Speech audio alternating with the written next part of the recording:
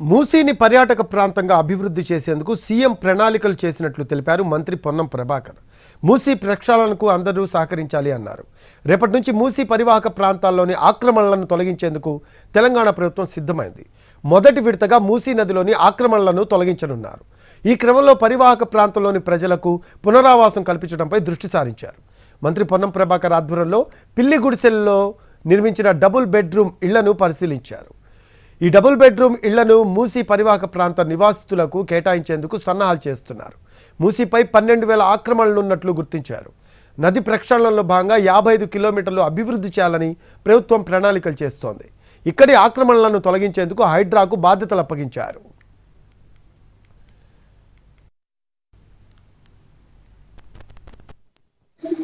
ఇప్పుడు మూసీ అనేటువంటిది ఒక కార్యక్రమాన్ని ప్రభుత్వం ఇది మళ్ళీ పాత నగరం కాదు, ఇది మళ్ళీ పునరుద్ధరించుకుంటున్నటువంటి నగరంగా, అంటే ఎప్పుడు కానీ ఒక దశ మహారదశ తిరుగుతూ ఉంటుంది.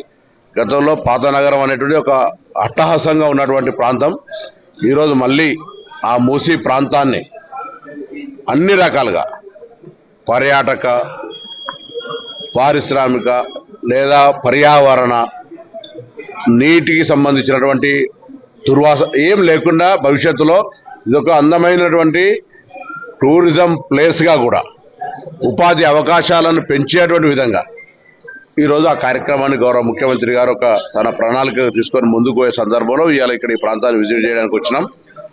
తప్పకుండా ప్రజలందరూ కూడా సహకరించమంటారు. ఎవరికి కూడా పునరావాస కింద నష్టం చేసే ఆలోచన ఎవరికీ లేదు. అందరికీ రీహాబిలిటేషన్ జరుగుతుంది.